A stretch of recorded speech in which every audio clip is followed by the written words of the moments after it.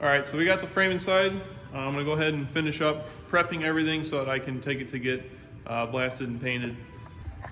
So this frame used to have some like onboard air system, and a lot of it was just self-tapered into the rail.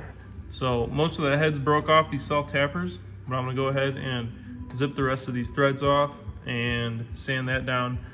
And then the frame was put back together after it had a lift on it. So this is all boogered up, as you can see. That looks absolutely awful. So I'm gonna cut this back off along with, actually I think it's just this that has to be cut off.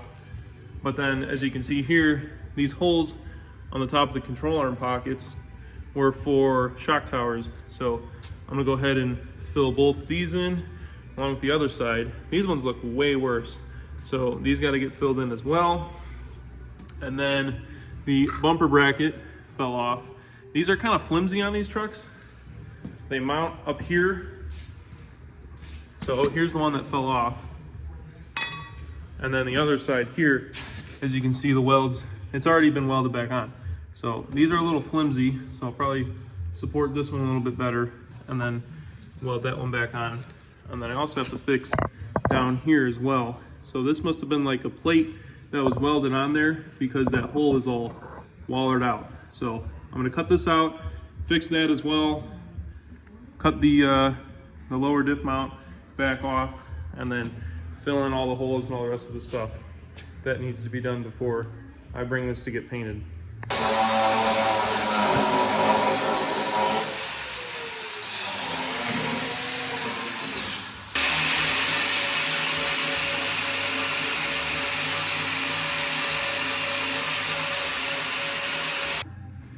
So I got the front diff mount cut off, or cut back off.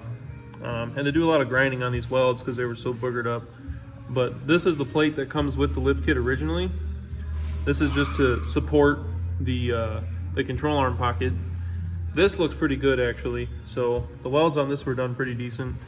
I might fix it up a little bit because I think it's starting to come apart right here. Might have ground through a little bit too much. So I'll end up cleaning that up. And then I got these control arm pockets, the upper control arm pockets ground down a little bit. So they're flat now. I'm gonna go ahead and belt sand underneath here to clean it up and then clean up inside there so I get a good weld. And then I also noticed that these pins here, these are the pins for the camber plates for your upper control arms. There's supposed to be one on each side, kind of like this one here. These tend to come out. They get loose and then they fall out, especially if your control arms are tight and they're adjusting them. It'll push these and kind of waller that hole out. So I'm gonna weld these in here so they don't move, and then also figure out something to put here. I might just put a bolt in there and then weld it in there so it doesn't move. But I'm only missing 2 of these, so it shouldn't be too big of a deal.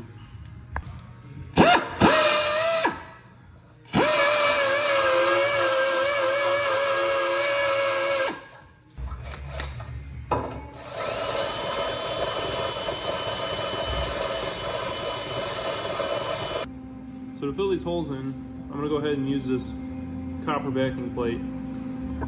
We're basically gonna hold it right there while we fill that hole in. Same goes for that one, and then those other 2 over there. That way the welds don't stick to the plate, and it also becomes flat underneath. And then I'll grind it down flat up top here so that the hole doesn't basically exist anymore. All right, so I think we're pretty much done now. I've got so much grinding crap in my nose. Yeah, I've got a little blackout. All right, so I think we're done making a mess now. We got the upper control arm pockets. They're all welded up. Obviously that one's underneath the clip, but the camber plate pins for the alignment, those are all good to go. I ended up just using like a bolt right there. I strengthened up the front a little bit right here. So this is where there was that plate, you can tell right here. So this, if you look on the other side here, it's actually kind of cracked. I don't know if, yeah, you can kind of pick it up right there. There's a crack in there, so I think that's why they put the plate on there. But it just looked like crap. It was all boogery. So threw some more welds on it, made it look a little bit better, and then ground it down a little bit right here. Still got a little bit more work to do on there, but nothing too crazy. But with all this other stuff that I'm doing, there's one more piece of the puzzle that I got to do right by the idler arm bracket. So when Brandon did his frame, he bought a kryptonite idler bracket, and then he ended up buying the whole kit after that. So the kit came with an extra idler bracket, or at least he had an extra idler bracket. So I'm going to be welding this onto the frame, which is going to go right on the front side here. It'll line up like that. So I scribed out a line on the outside where it's going to be welded to, and then I'm going to grind it down and then use a weld through primer on there just so I can weld through it, and then there's also nothing behind it that'll rust or get moisture behind there. So we're going to do that real quick, and then I think that'll pretty much wrap up the frame. So I ain't gonna lie, that sucked. Made a freaking mess. At least more of a mess than I wanted it to. So, one disclaimer, I am not a welder. I went to school for engineering, so not welding. But we have the kryptonite bracket on there. It's not going anywhere. The holes are welded. It's welded up there. And then I threw a little extra bead on the back of these bumper mounts, just because they're really flimsy, and if I didn't do that, I'm sure they'd break off again. So other than that, like I said, everything else is pretty much done. The rear or the front diff, one of the mounting points, cut that off. That's plated. That looks good. So yeah, it's about time. Bring the frame outside, load up all the parts for the frame, and then it's going to get painted. So moving one step in the right direction. So throughout this video, I've been talking about painting rather than powder coating. So this frame here is going to get painted. Basically what they're going to do is they're going to blast it, epoxy prime it. I'll get it back, look it over.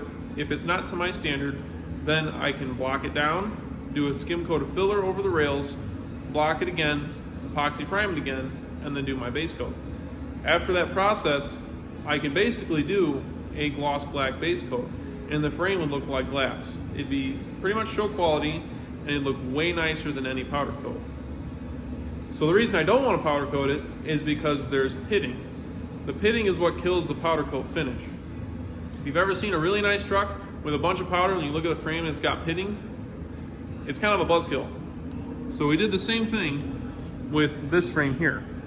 Obviously you're not going to be able to see this cross member because it's under the cab, but you can tell that it was a northern frame by all the pitting here. The rails, on the other hand, you'll be able to see them. So what we did is we did a skim coat of filler on the rails, blocked them down, and then painted it. So for being a 50-year-old frame that's up north, it looks pretty good. And that's kind of the finish that I'm trying to go with for the 2500 or my LBZ.